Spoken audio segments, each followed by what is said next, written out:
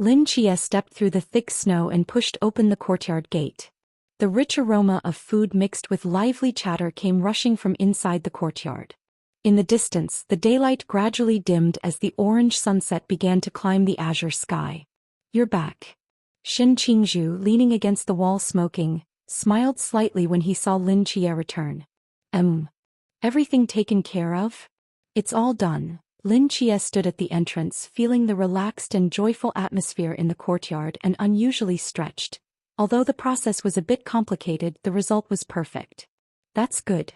Shin Qingzhu naturally pulled out a cigarette from his chest and held it out to Lin Chia. "Want to try?" Before he finished speaking, Shin Qingzhu shook his head and withdrew his offering hand. "Never mind, it's not good for health." Lin Chia smiled, passing by him and patting his shoulder. "When I need it someday, I'll ask you for one." He walked straight into the courtyard. "Instructor Lin." As soon as he entered the courtyard, Li Jinjin came running out of the house carrying a white cat. The white cat in her arms had one paw wrapped in bandages and seemed to have difficulty moving, so it could only be held by Li Jinjin, allowing her delicate warm hand to stroke its fur, its eyes revealing slight embarrassment. It turned its head slightly, seeming too shy to look at Lin Chia. Lin Chia looked at Li Jinjin, then at the blushing white cat in her arms, raising his eyebrows. "Instructor Lin, are you all right? Do you need treatment?" Li Jinjin asked worriedly. "What about those mysteries? And Ding Chongfeng and the others?" "The mystery situation has been resolved, and after Ding Chongfeng and the other three knew you were safe, they went down the mountain for New Year's Eve dinner." Lin Chia patted her head and smiled. "You should have some confidence in your instructor." "As expected of Instructor Lin." "Fang Emo, how's your recovery?" Lin Chia's gaze fell on the white cat in her arms, smiling as he took the initiative to speak. The white cat's body trembled slightly. I'm fine now, Lord Chia." The white cat Fang Emo replied with an embarrassed expression, forcing himself to answer. "Oh, this cat can talk." Zhang Jingting, who was busy preparing food nearby, walked over curiously, wiping his hands on his apron, and asked Li Jinjin. "Jinjin, this is..." "Oh, this is my classmate." Li Jinjin grabbed the white cat's injured paw and gently waved it, smiling. "It's injured and can only take this form and has difficulty moving.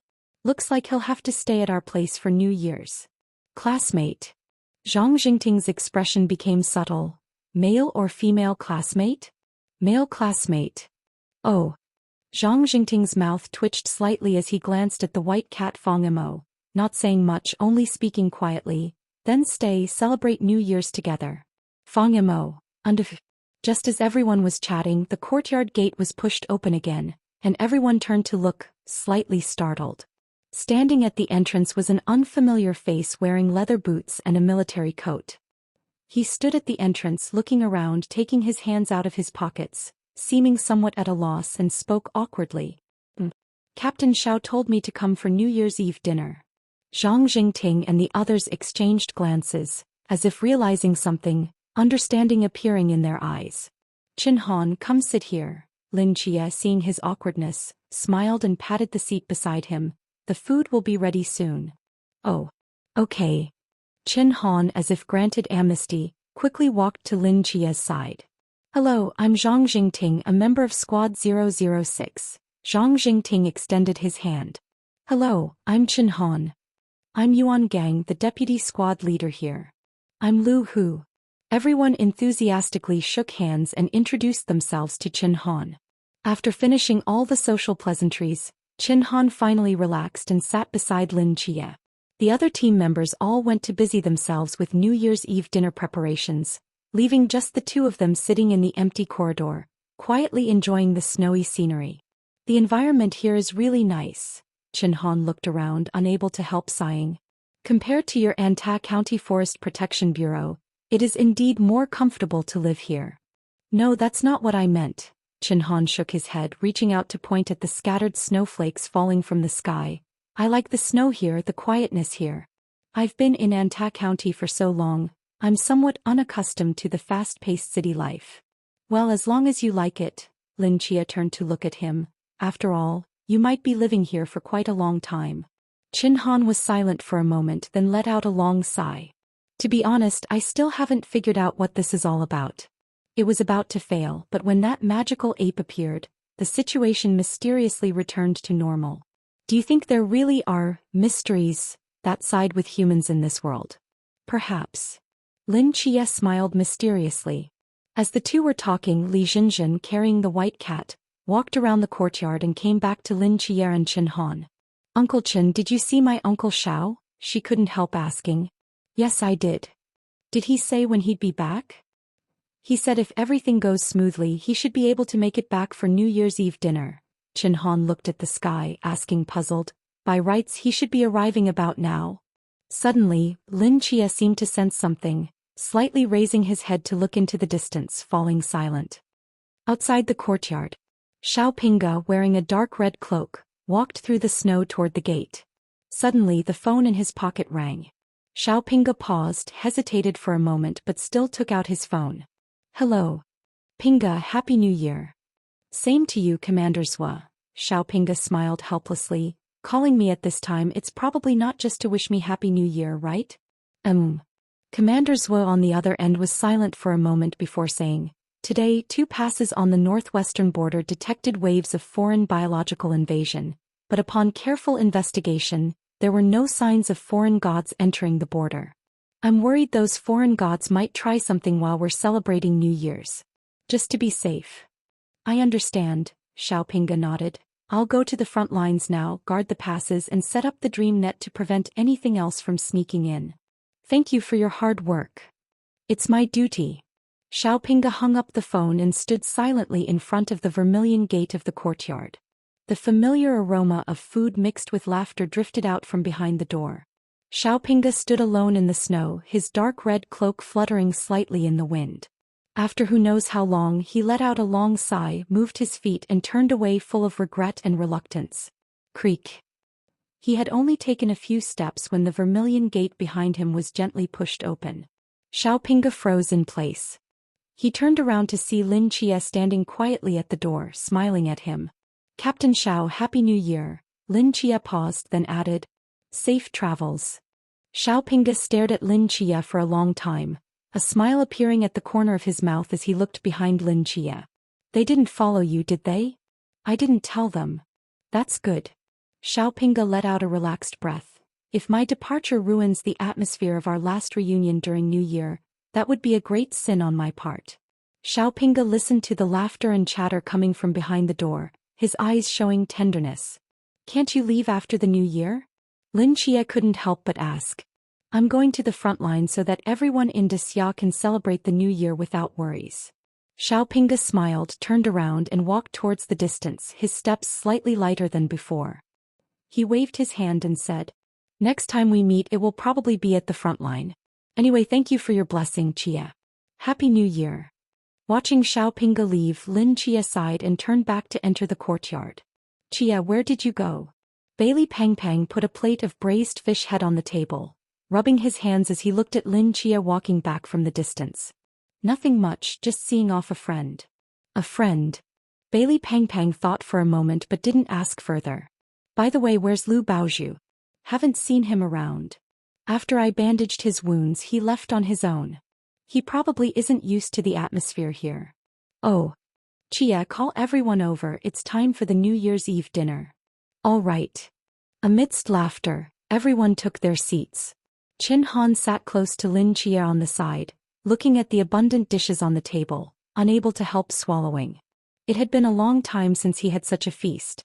Next to him were Bailey Pang Pang, who was happily giving Rolex watches as New Year gifts to the 006 squad members, Chao Yuan quietly cracking sunflower seeds, Jiang Er floating in the air chatting with the female members of 006 squad, and Xin Qingzhu gulping down a can of beer. And Qingyu was crouching in the center of the courtyard, seriously fiddling with a black iron box, its contents unknown. Across the table was the cheerful 006 squad. Li Jinjin held the white cat Fong Mo, absent-mindedly looking at the empty seat in the center, worry appearing in her eyes. Jinjin, don't worry, Captain Xiao should be back soon. Zhang Jingting patted her shoulder. Come on, eat. Dong, dong, dong. As the New Year's bell rang, everyone stopped what they were doing and turned their heads toward the direction of the bell.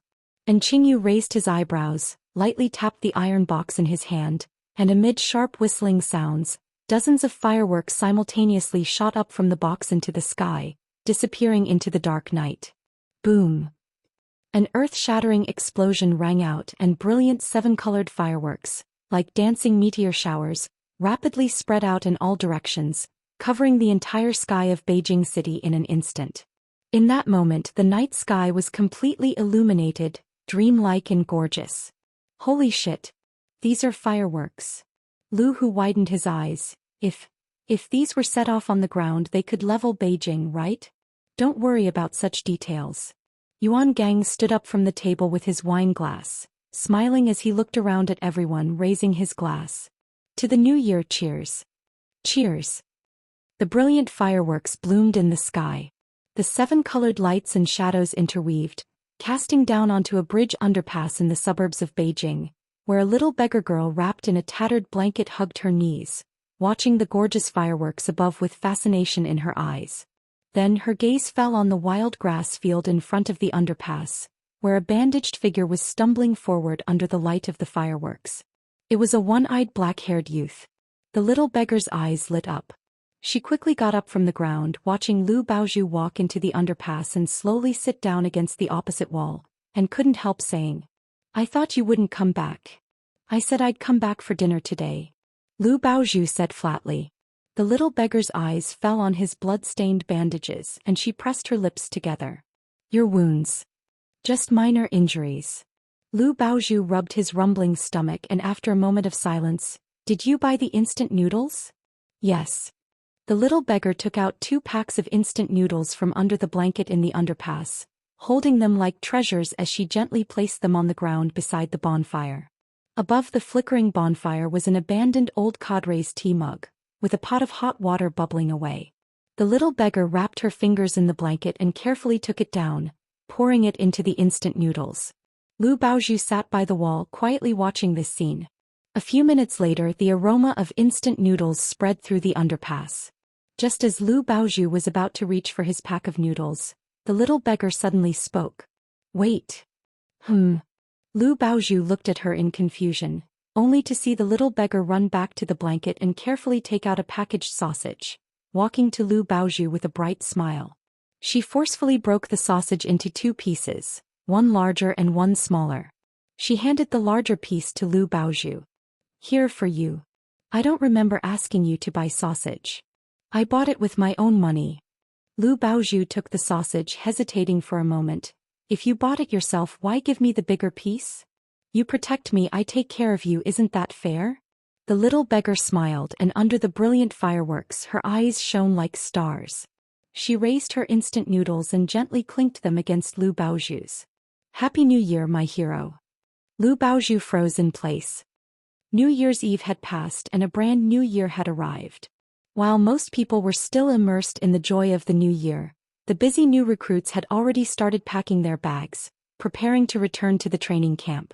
"Fang Emo, have you finished packing?" "Yes, almost done, let's go." Fang Emo, who had returned to human form, carried a tactical bag and black box, walking out of the courtyard house with Li Jinjin towards the gate. "I'm leaving. I should be back in 7 days." Li Jinjin waved back at the 006 squad members as she walked. Zhang Jingting and others smiled and waved goodbye. Why do I suddenly feel like our daughter is being taken away by someone?" Lu Hu muttered beside them. "I'm starting to dislike that cat boy more and more." "I second that." Zhang Jingting silently raised his hand. As soon as Fang Emo and Li Jinjin walked out of the courtyard gate, they froze in place. By the snow-covered gate sat a figure they never expected to see. "Lu Baozhu? Why are you here? Why didn't you come in?" Li Jinjin asked in surprise. Lu Baozhu looked up at them, stood up silently, and after struggling for a moment, gritted his teeth and reached out his hand to them. Lend me some money." Xiaopinga stared at Lin Chia for a long time, a smile appearing at the corner of his mouth as he looked behind Lin Chia. "They didn't follow you, did they?" "I didn't tell them." "That's good." Xiaopinga let out a relaxed breath. "If my departure ruins the atmosphere of our last reunion during New Year, that would be a great sin on my part." Xiaopinga listened to the laughter and chatter coming from behind the door, his eyes showing tenderness. "Can't you leave after the New Year?" Lin Chia couldn't help but ask. I'm going to the front line so that everyone in Desya can celebrate the new year without worries. Xiaopinga smiled, turned around and walked towards the distance, his steps slightly lighter than before. He waved his hand and said, "Next time we meet it will probably be at the front line. Anyway, thank you for your blessing, Chia. Happy New Year." Watching Xiaopinga leave, Lin Chia sighed and turned back to enter the courtyard. "Chia, where did you go?" Bailey Pang Pang put a plate of braised fish head on the table, rubbing his hands as he looked at Lin Chia walking back from the distance. "Nothing much, just seeing off a friend." "A friend?" Bailey Pang Pang thought for a moment but didn't ask further. "By the way, where's Lu Baozhu? Haven't seen him around. After I bandaged his wounds he left on his own. He probably isn't used to the atmosphere here." "Oh. Chia, call everyone over, it's time for the New Year's Eve dinner." "All right." Amidst laughter, everyone took their seats.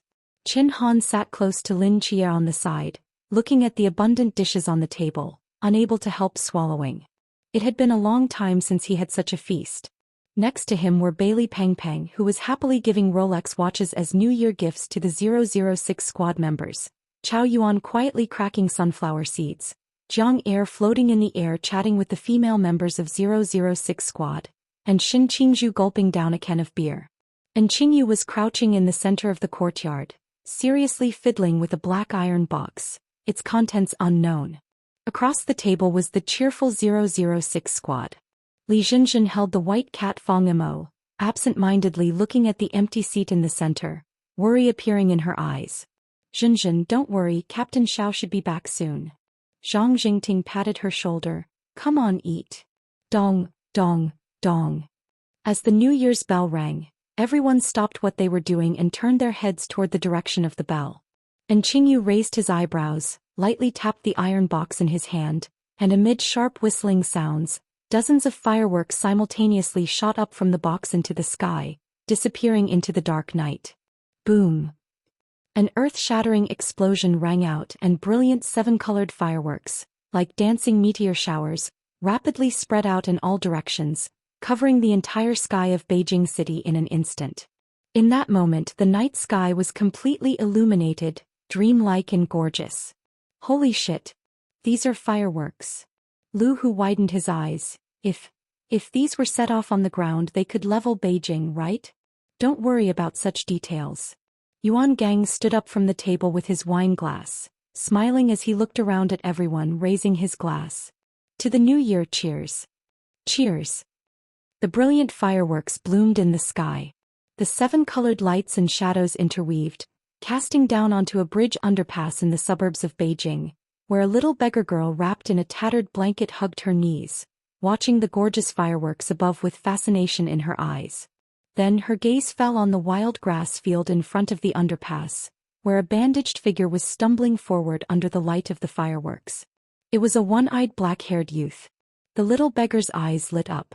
She quickly got up from the ground, watching Lu Baozhu walk into the underpass and slowly sit down against the opposite wall, and couldn't help saying, "I thought you wouldn't come back."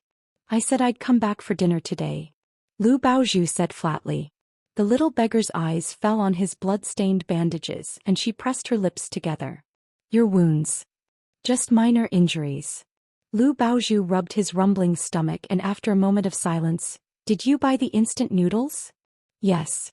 The little beggar took out 2 packs of instant noodles from under the blanket in the underpass, holding them like treasures as she gently placed them on the ground beside the bonfire. Above the flickering bonfire was an abandoned old cadre's tea mug, with a pot of hot water bubbling away. The little beggar wrapped her fingers in the blanket and carefully took it down, pouring it into the instant noodles. Lu Baozhu sat by the wall quietly watching this scene. A few minutes later the aroma of instant noodles spread through the underpass. Just as Lu Baozhu was about to reach for his pack of noodles, the little beggar suddenly spoke. "Wait." Lu Baozhu looked at her in confusion, only to see the little beggar run back to the blanket and carefully take out a packaged sausage, walking to Lu Baozhu with a bright smile. She forcefully broke the sausage into 2 pieces, one larger and one smaller. She handed the larger piece to Lu Baozhu. "Here for you. I don't remember asking you to buy sausage. I bought it with my own money." Lu Baozhu took the sausage, hesitating for a moment, If you bought it yourself, why give me the bigger piece? You protect me, I take care of you, isn't that fair? The little beggar smiled, and under the brilliant fireworks her eyes shone like stars. She raised her instant noodles and gently clinked them against Lu Baoju's. Happy New Year, my hero. Lu Baoju froze in place. New Year's Eve had passed and a brand new year had arrived. While most people were still immersed in the joy of the new year, the busy new recruits had already started packing their bags, preparing to return to the training camp. Fang Emo, have you finished packing? Yes, almost done, let's go. Fang Emo, who had returned to human form, carried a tactical bag and black box, walking out of the courtyard house with Li Jinjin towards the gate. I'm leaving. I should be back in 7 days. Li Jinjin waved back at the 006 squad members as she walked. Zhang Jingting and others smiled and waved goodbye. Why do I suddenly feel like our daughter is being taken away by someone? Lu Hu muttered beside them, I'm starting to dislike that cat boy more and more. I second that. Zhang Jingting silently raised his hand. As soon as Fang Emo and Li Jinjin walked out of the courtyard gate, they froze in place. By the snow-covered gate sat a figure they never expected to see. Lu Baoju? Why are you here? Why didn't you come in? Li Jinjin asked in surprise. Lu Baoju looked up at them, stood up silently, and after struggling for a moment, gritted his teeth and reached out his hand to them. Lend me some money. These 7 days will be my last lesson to you as your instructor. I hope you've gained something from it. After saying his final words, Lin Chia turned and left. The quiet cabin suddenly became noisy, with new recruits discussing among themselves, their eyes filled with worry and confusion. Being eliminated means leaving. That's too harsh. We've worked so hard, who would willingly give up now? I left my hometown to come to Beijing and become a night watchman. I won't give up like this. This is truly devil's training, pushing us to our deaths. Do you think Instructor Lin is lying to us? Soon, several instructors walked out of the cabin, distributing winter clothes, dry food, drinking water, and maps to each of them. Looking at the route drawn on the map, they couldn't help but gasp. Snow plains, frozen lakes, cliffs, ravines. This route is brutal. Ding Chongfeng, who had military experience, turned pale seeing the route. Can this really be completed in 6 days? I don't know, Fang Emo sighed, but we have no choice but to move forward. Lu Baoyu sat alone to the side, took the map without looking at it, and tucked it directly into the winter coat's lining, then closed his eyes to rest. When Lin Chia returned to the instructor's cabin, Yuan Gang's lips curved into a bitter smile. Chia, how do you plan to end this?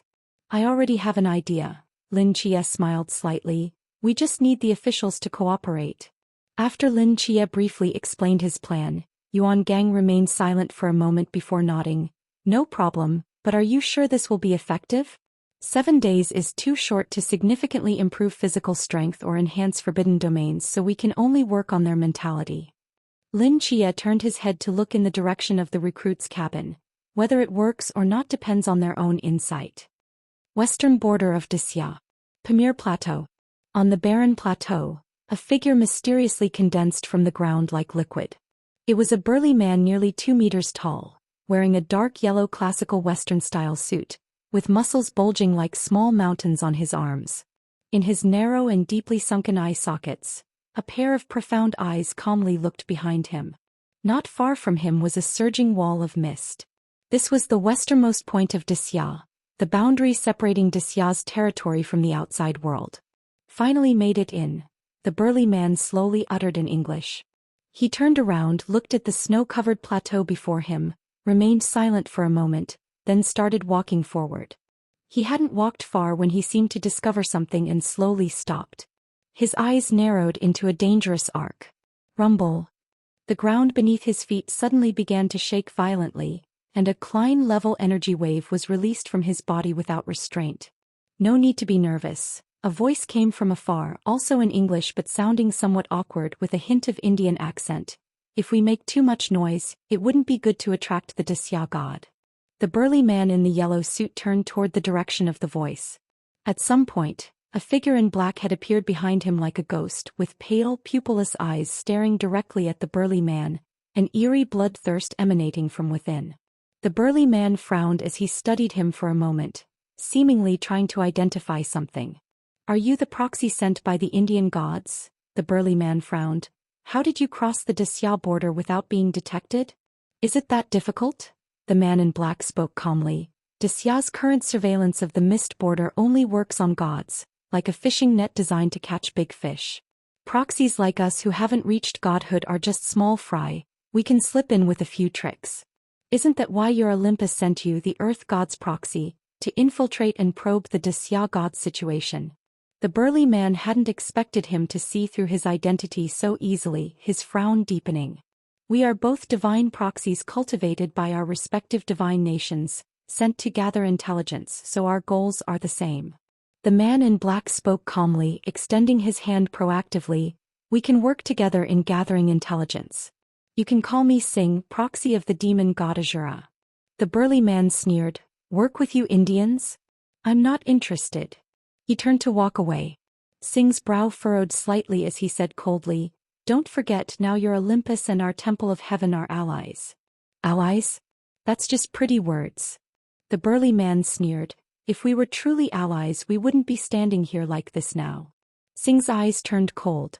He understood what the burly man meant. After the Dasya heavenly court emerged, they took an extremely domineering stance, destroying Takamagara and intimidating many overseas divine nations, but then remained completely silent afterward. This left the overseas divine nations unable to discern what the Dasya god wanted to do, or rather, what they were plotting. Asgard of the Norse received the Heavenly Emperor's challenge letter, which could be considered a declaration of war against the Norse gods. But why specifically set the date 10 days later? Did this mean that during these 10 days the Dasya god was in a weakened state? To say that the Dasya god emerged unscathed after destroying Takamagara, most other divine nations wouldn't believe it. If the Dasya god truly suffered damage, now would be the best opportunity to launch a sneak attack. So they secretly sent their respective proxies to infiltrate Dasya territory, gather information and look for opportunities. Except for Asgard, who was worried about receiving the Heavenly Emperor's challenge letter, other divine nations basically wanted to probe Dasya's true situation, because if they could be the first to successfully launch a sneak attack on Dasya, they would monopolize many benefits and resources. The presence of Singh and the burly man here was itself a manifestation of the four major divine nations' hidden agendas. They all wanted to secretly gain the upper hand. Well, since you're unwilling to cooperate, I'll go find the Asgardians. Singh shook his head and turned to leave. Hearing these words, the burly man was stunned. Asgard sent proxies too? Aren't they preparing for war? Don't you know the suspicious nature of that god of mischief? He wouldn't have overlooked the possibility that Dasya was bluffing. Even if Odin didn't give the order, he would take measures himself.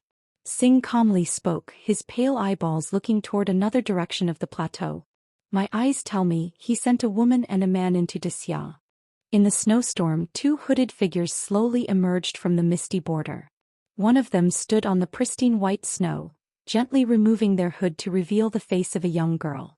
She looked around at the snow-covered landscape, let out a long sigh, her eyes filled with complex emotions. We're back again. The man beside her nodded calmly. It's been 3 or 4 years since we left Songnan. The girl slowly closed her eyes and spoke softly. That time. Shaonan. The man suddenly spoke, interrupting the girl's words, extending his left hand to point at his right hand hidden within his wide sleeve.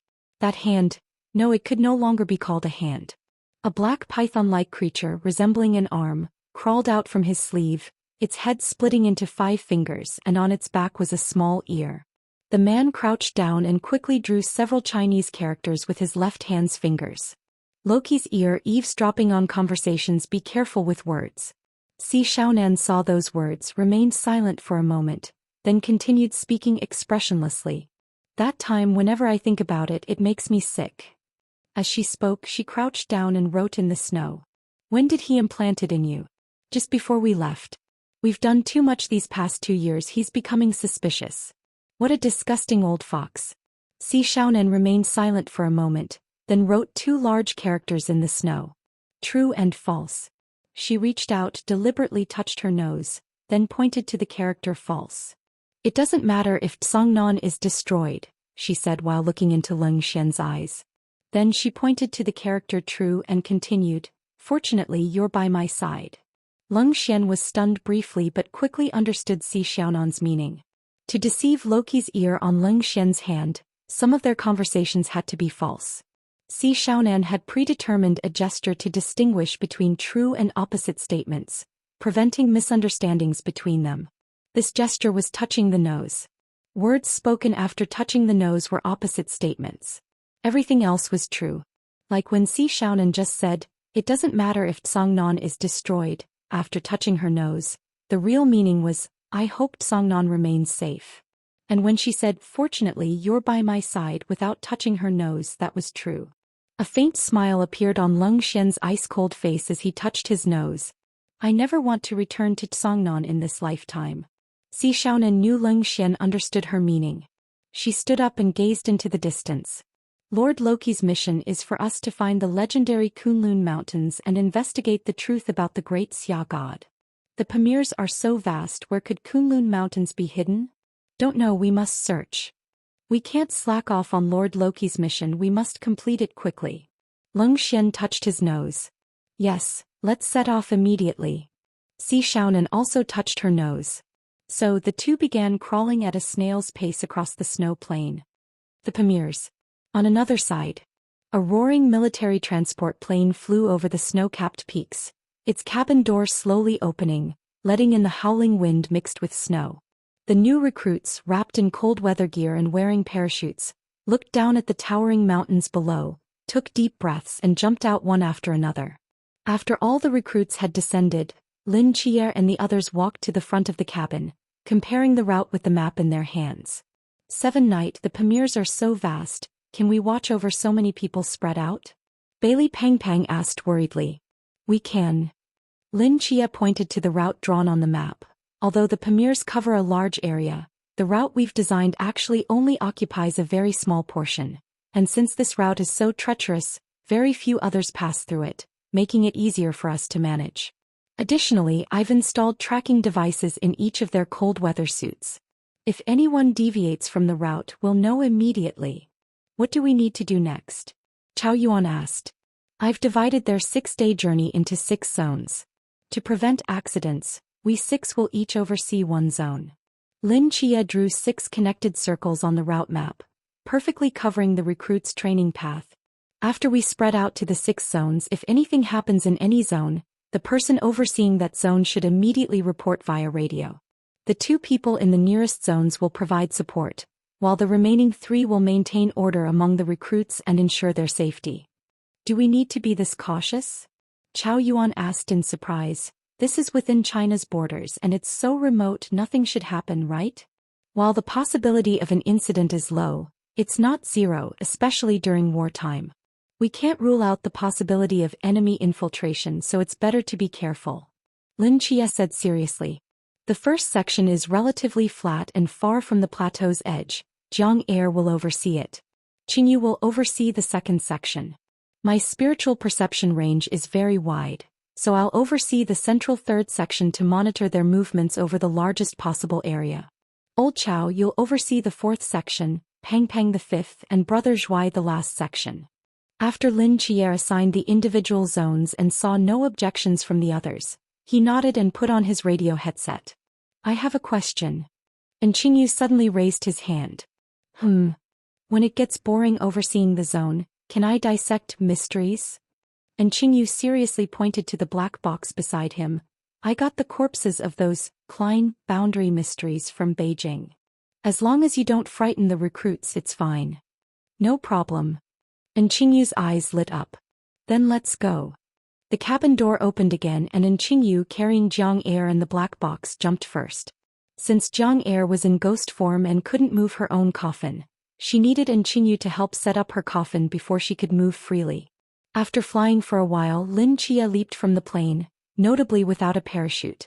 In the howling snow and wind, Lin Chia calmly opened his mouth and recited, "The great rock rises with the wind in a day, soaring 90,000 li straight up to the sky."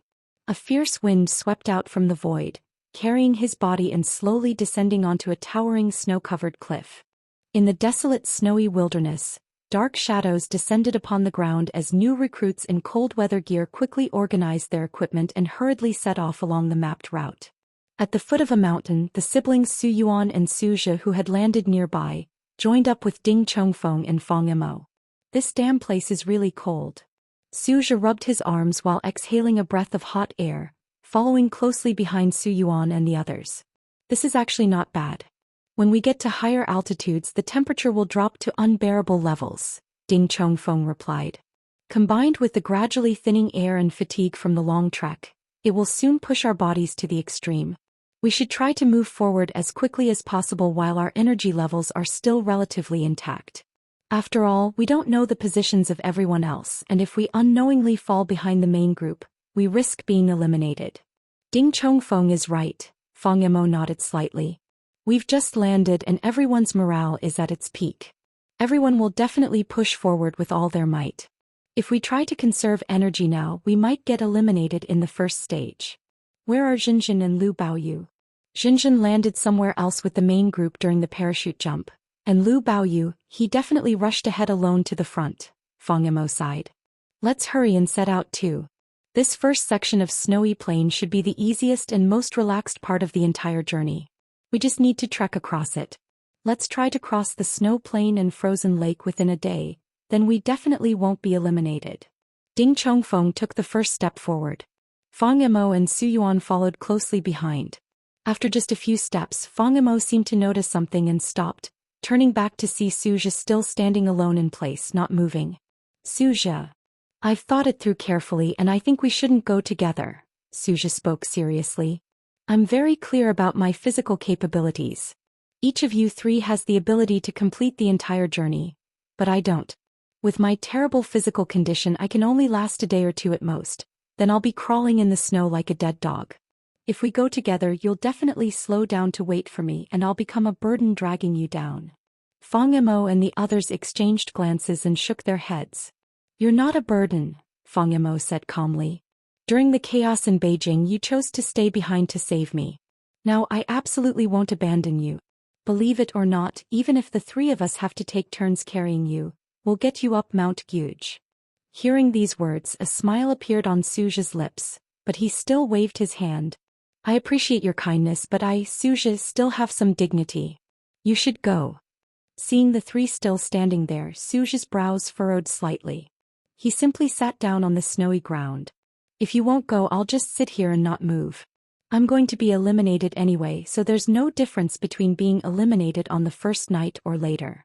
Seeing Su Zhe's determined stance, both Fang Emo and Ding Chongfeng's expressions became troubled.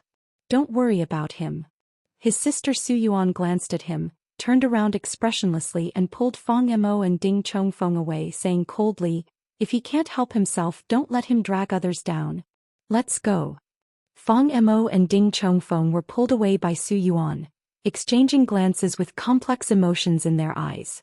As the three left, only Su Zhe remained sitting alone in the ice and snow. After some time, when their figures could no longer be seen, Su Zhe smiled helplessly, shakily stood up from his spot, dusted himself off and took large strides forward. On the high cliff, Lin Chia looked at the endless snowy plains around him, seeming somewhat bored. The third section of the route he was overseeing was still quite far from where the new recruits had landed. He couldn't observe the frontline situation either with his eyesight or spiritual power, but since Jiang Air, who was responsible for the first section, hadn't sent any messages, everything must be proceeding normally. He slowly closed his eyes and sank his consciousness into the god's mental hospital. The hospital. The noon sunlight fell on the spacious and clean hospital. Downstairs, the care workers were busy preparing lunch. The thunder beast Lai Fu lay on the roof of the ward, lazily yawning. It rested its head on its furry paws, contentedly closing its eyes to begin its wonderful afternoon nap. Suddenly, a figure flashed behind it. Lai Fu's fur bristled all over, and before it could start discharging electricity, a hand had already grabbed its neck, lifting it into the air. The terrified Lai Fu looked back to see a cold monkey face. Sun Wukong, wrapped in that tattered kasaya, held Lai Fu's neck with one hand. This pseudo-divine level Yata mirror spirit now looked like a helpless kitten, casually held in the air. Meow. Lai Fu struggled violently. Don't shout, Sun Wukong narrowed his eyes and said calmly.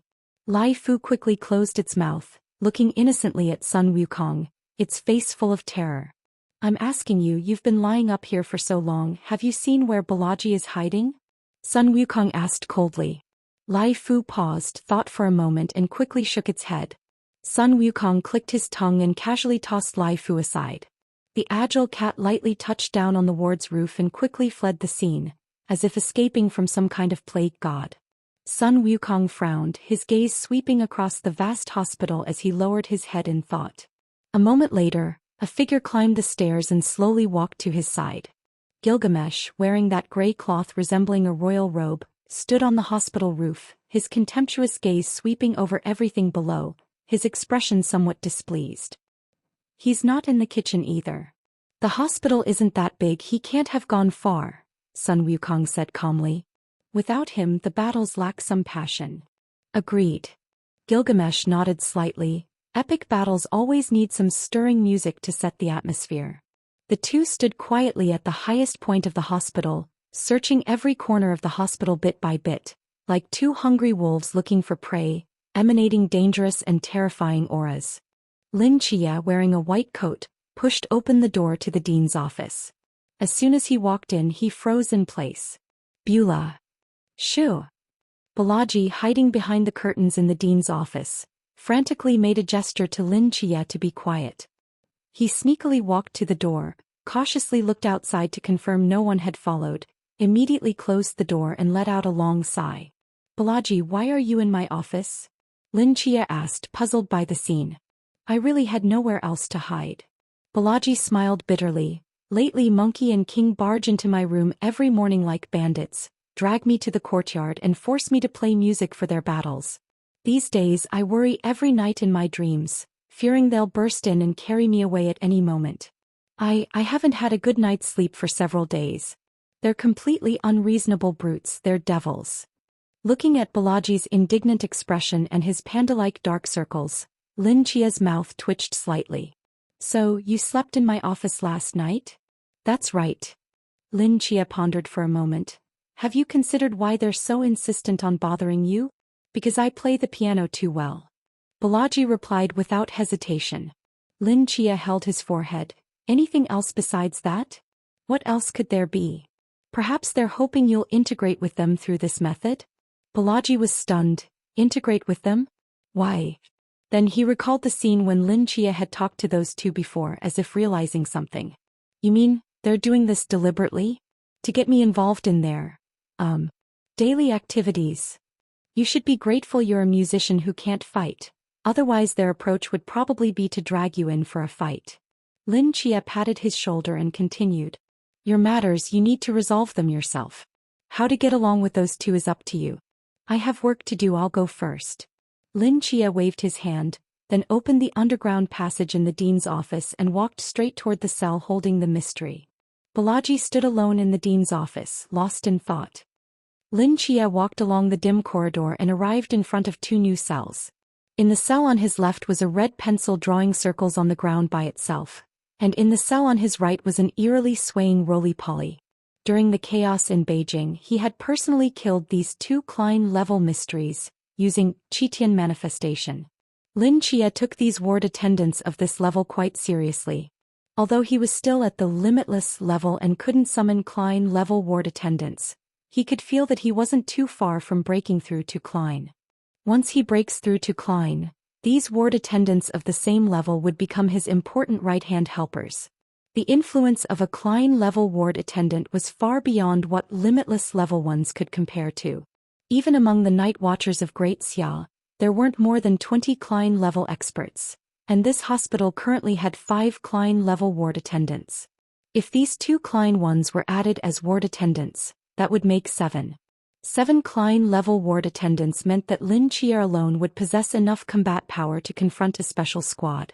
Of course, this was just confront, not defeat. The combat power of a special squad couldn't be evaluated solely by the members' levels. Through their extremely coordinated cooperation, they could achieve effects greater than the sum of their parts. At least Lin Chia was certain that if he fought against the former Mask or Medium Phoenix, With 7 Klein-level ward attendants he would definitely lose. However, the current night curtain hadn't reached this level of direct combat power yet. Lin Chia's gaze turned to the panels behind the 2 cells. Criminal. Planchette Ghost. Choice. As a mythical creature killed by your own hands, you have the right to decide its soul's fate. Choice 1. Directly erase its soul, making it completely vanish from the world. Choice 2. Let its fear value of you reach 60, and it can be hired as a hospital ward attendant, caring for patients while providing you protection to some extent. Current fear value, 95. The roly-poly in the other cell was also judged by fear value, but its fear value was only 13 points. This didn't surprise Lin Chia. From their previous battle he could tell that the planchette was much more timid, and being personally broken by his demon ape form had probably caused significant psychological trauma. But the roly-poly, it remained angry until death. After all, Lin Chia's sneak attack method wasn't particularly honorable. Lin Chia first walked to the planchette's cell door and spoke calmly. Be my ward attendant or die. The pencil drawing circles on the ground suddenly paused. After a moment, a spine-chilling female voice echoed. Planchette, Planchette, you are my past life, I am your present life. If you're willing to be his ward attendant, please draw a circle. If you're not willing to be his ward attendant, also please draw a circle. Under Lin Chia's gaze, the red pencil froze for a while before shakily drawing a circle. She agrees. The female voice echoed. Lin Chia. After signing the contract with the planchette ghost, Lin Chia stood at the roly-poly's cell door. Be my ward attendant or die. The painted man on the roly-poly's surface glared at him angrily, not moving an inch. Not willing. Lin Chia raised an eyebrow. The roly-poly still didn't move. Don't regret it. Lin Chia gave him a meaningful look before turning to leave the underground cells. Seeing Lin Chia leave just like that, the roly-poly man's face showed contempt, snorting disdainfully. After a while Lin Chia came back. This time he was carrying a dog, a pug wearing a tailcoat. Lin Chia casually threw Wang Kai into the cell, dusted off his hands and left without even looking at the roly-poly. Good luck, he said flatly. After Lin Chia walked away, the roly-poly man's brows furrowed, seemingly confused by Lin Chia's actions. He looked down and saw the pug in the tailcoat casually taking a pee at his feet, then standing on 2 legs and slowly revealing a sinister smile. The Pamir Pla. The night was growing deeper. Lin Chia, sitting on the cliff edge, slowly opened his eyes and looked down to check the time. 23:57. Only 3 minutes left until the first day's elimination. Wonder where those new recruits have gotten to. He spread out his spiritual force, but couldn't detect any human presence within several kilometers, or even tens of kilometers. This was normal though. It was only the first day, and no matter how energetic the new recruits were, it would be difficult for them to consecutively pass through the snow plain and frozen lake areas to reach this third section with its sheer cliffs. Just as Lin Chia was about to close his eyes and continue resting, a figure suddenly entered the edge of his spiritual sense.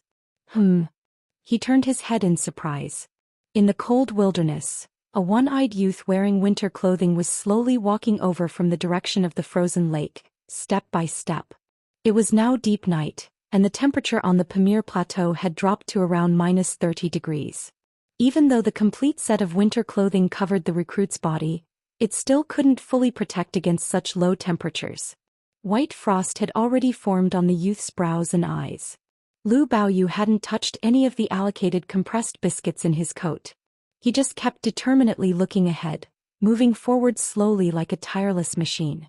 Lin Chia was moved upon seeing this figure. In such dark and cold conditions, without using any forbidden domains, without eating anything, relying solely on exceptional physical fitness and willpower to make it here. And this was just the first day.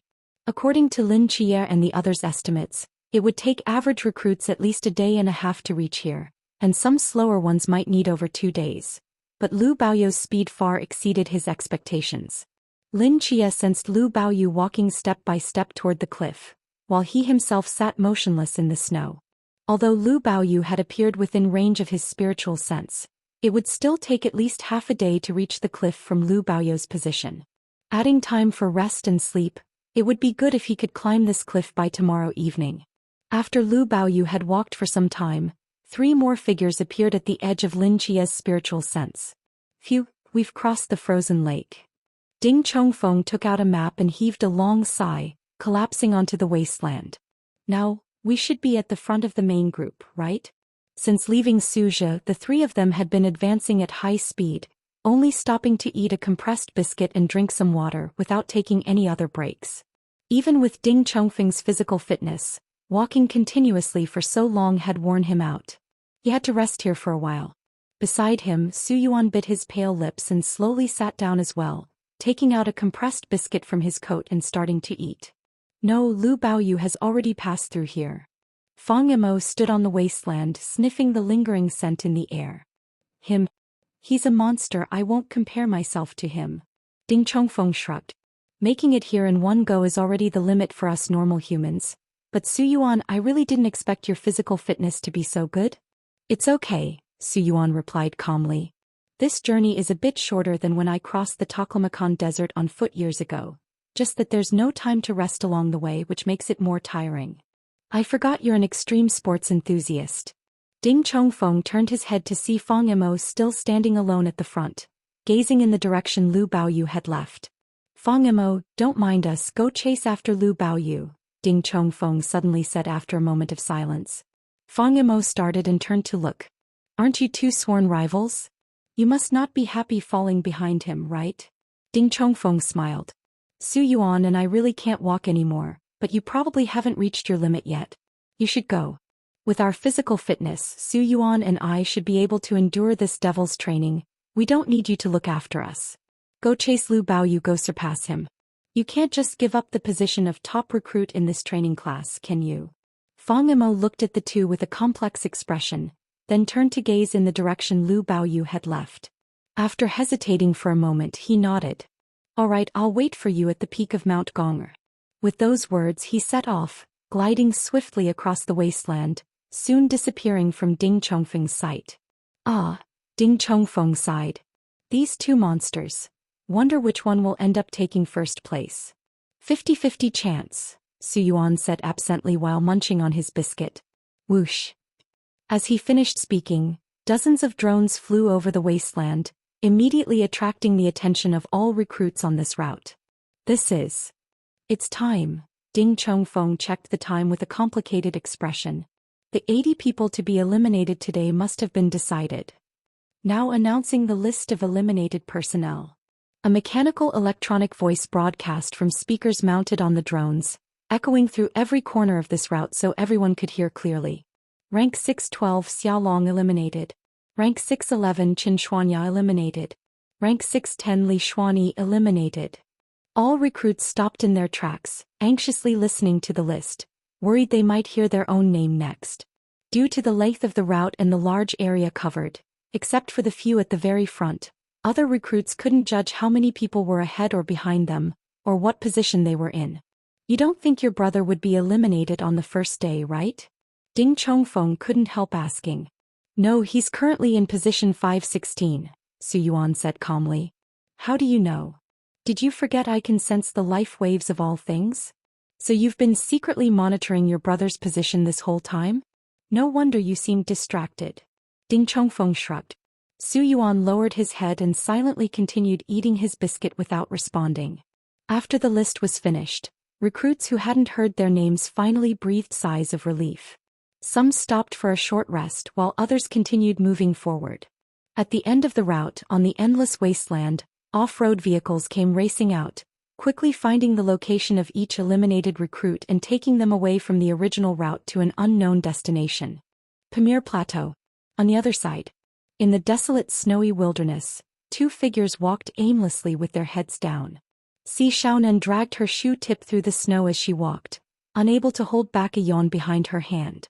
Leng Xian, we've been going at full speed for so long, shouldn't we sit down and rest? Si Xiaonan blinked. Yeah, I'm a bit tired too, Leng Xian replied with an unchanged expression. Did you bring any food? No. Then let's look around and see if there's anything to eat. Si Xiaonan's gaze swept the surroundings, landing on a grayish-white felt tent at the foot of a distant mountain. It looked similar to a Mongolian yurt but had more distinct ethnic characteristics. Outside the tent, several cattle and sheep were tethered, leisurely swaying their heads. Si Xiaonan and Leng Xian exchanged glances and nodded in tacit agreement. The two quickly and silently approached the tent.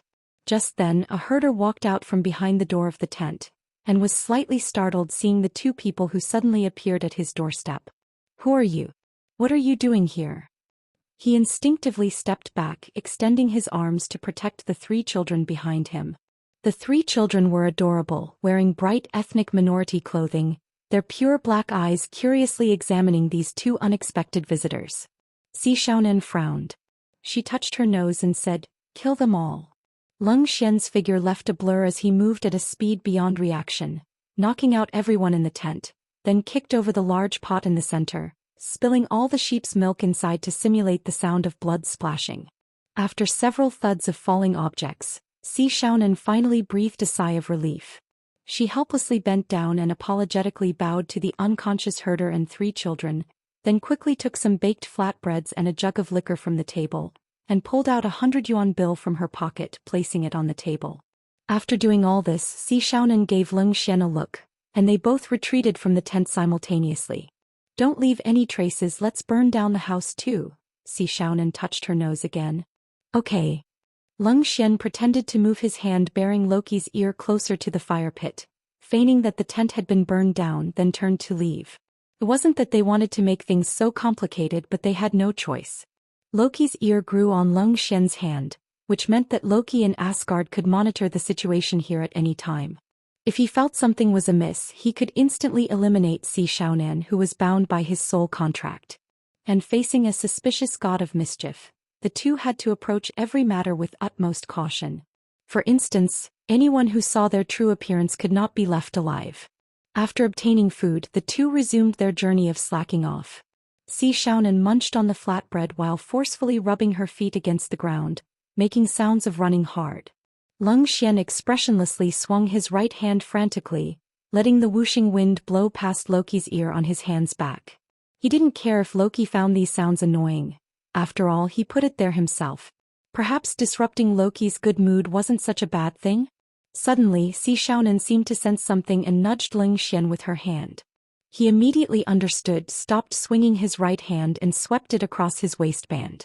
The next moment, two ancient-looking flintlocks appeared in his hands. Si Xiaonan's gaze swept across the surroundings, finally fixing on a patch of nothingness, her eyes narrowing. "Hiding in the shadows? Oh, you can detect me." A black-clothed man's figure emerged from the void, speaking fluent English with surprise. "As expected of Loki's proxy, your vigilance isn't something a proxy like Gaia's can compare to." Si Xiaonan's frown deepened. Having lived in Asgard for so long, she naturally understood English, but this man's accent seemed somewhat strange. "No need to be tense. I'm Singh from India's Temple of Gods, proxy of the demon god Azura." The man extended his hand with a smile. "You're also sent by Asgard to find Kunlun Mountain and investigate the truth about the Xia god, right?" "What's it to you?" Si Xiaonan replied coldly. "We can work together," Singh spoke sincerely. "Years ago, when Lord Loki came to the Temple of Gods delivering messages for Asgard, he met the one I represent several times. They're considered friends, and now that the four divine nations have allied, we're essentially allies too. Allies should help each other, shouldn't they?" Looking at Singh's smiling face, Si Xiaonan didn't feel comfortable at all. Instead, she felt like being targeted by a venomous snake. Something was off about this man. Si Xiaonan was about to refuse, but after careful consideration she fell silent. It seemed now that not only Asgard but other divine nations had also sent proxies to infiltrate the Pamir Plateau, attempting to enter Kunlun Mountain to investigate the truth about the Xia god. While she and Leng Xian were slacking off, that only covered Asgard's eyes. Spies from other divine nations would still pose a threat to Xia. But what if she secretly sabotaged the other proxies? Various schemes flashed through Si Xiaonan's mind. "All right then." Si Xiaonan's cold demeanor changed as she smiled. "Let's work together." She grasped Singh's right hand. A barely noticeable flash of surprise crossed Singh's eyes as he smiled. "Since we're allies, shouldn't we properly introduce ourselves?" "Loki's proxy, Si Xiaonan." Singh's gaze turned to Leng Xian behind her. "He's not a proxy, just my servant." "He's mute," Si Xiaonan said with an unchanged expression. Lung Xian lowered his head to look at his feet, remaining silent. The faint light of dawn tore through the darkness, slowly rising from the horizon. On the snow-covered cliff, Lin Jie opened his eyes again, looking down at the land below, complex emotions appearing in his eyes. At the base of the cliff, a one-eyed youth wearing cold weather gear finished a bite of compressed biscuit, calmly looking up at the nearly vertical cliff reaching to the sky before him. He reached out, about to touch the surface of the cliff, when a voice drifted down from the unseen heights above. I advise you to rest before attempting to climb this mountain. Hearing Lin Jie's voice, Lu Baozhu paused, his eyes narrowing as he shook his head. No need.